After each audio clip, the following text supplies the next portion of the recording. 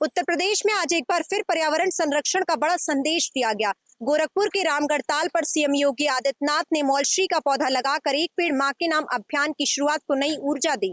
लेकिन सवाल ये है कि आखिर मुख्यमंत्री ने मौलश्री का पौधा ही क्यों चुना? क्या है इस पौधे की खासियत और पर्यावरण में इसकी क्या भूमिका है? आइए हम आपको बताते हैं। गोरखपुर विकास प्राधिकरण यानी जीडीए की ओर से रामगढ़ ताल के किनारे बन रहे 4 किलोमीटर लंबे ताल रिंग रोड पर 500 पौधे लगाए गए।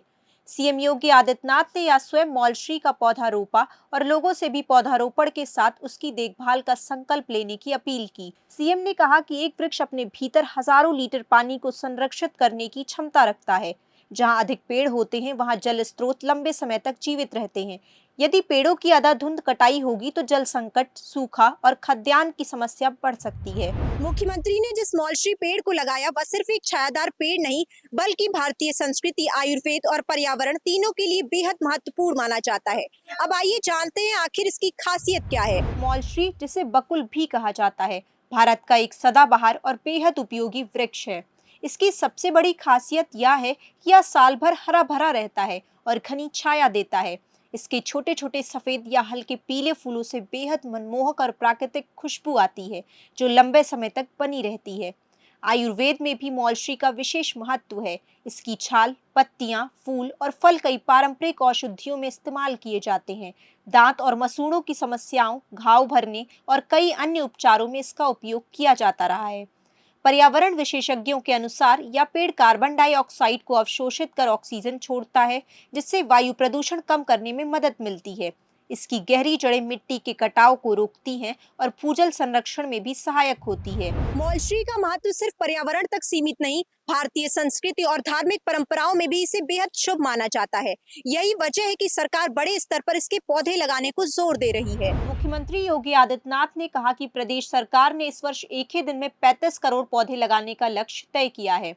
उन्होंने कहा कि उत्तर प्रदेश में 57 लाख से अधिक नर्सरियां हैं, इसलिए यह लक्ष्य असंभव नहीं है। पौधारोपण अभियान के तहत औषधीय, फलदार, छायादार और इमारती पौधे लगाए जा रहे हैं। सरकार सिर्फ पौधे लगाने पर नहीं, बल्कि उनकी सुरक्षा और देखभाल पर भी विशेष ध्यान दे रही है। सीएम ने कहा कि भारतीय संस्कृति प्रकृति के प्रति कृतज्ञता सिखाती है, इसीलिए हर नागरिक को एक पेड़ मां के नाम अभियान से जुड़ना चाहिए और पौधा लगाने के साथ उसकी देखभाल का भी संकल्प लेना चाहिए। गोरखपुर विकास प्राधिकरण के उपाध्यक्ष अभिनव गोपाल ने बताया कि ताल रिंग रोड पर 500 पौधे लगाए गए हैं, जबकि पूरे अभियान के दौरान जीडीए 25,000 पौधे रोपेगा।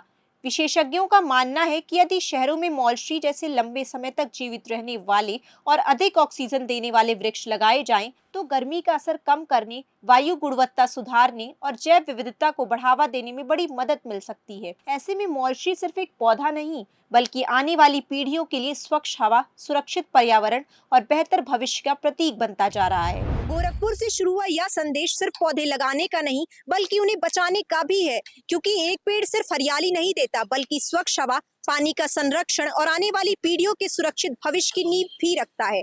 ऐसे में एक पेड़ मां के नाम अभियान तभी सफल होगा जब हर लगाया गया पौधा एक दिन विशाल वृक्ष बनकर न खड़ा हो।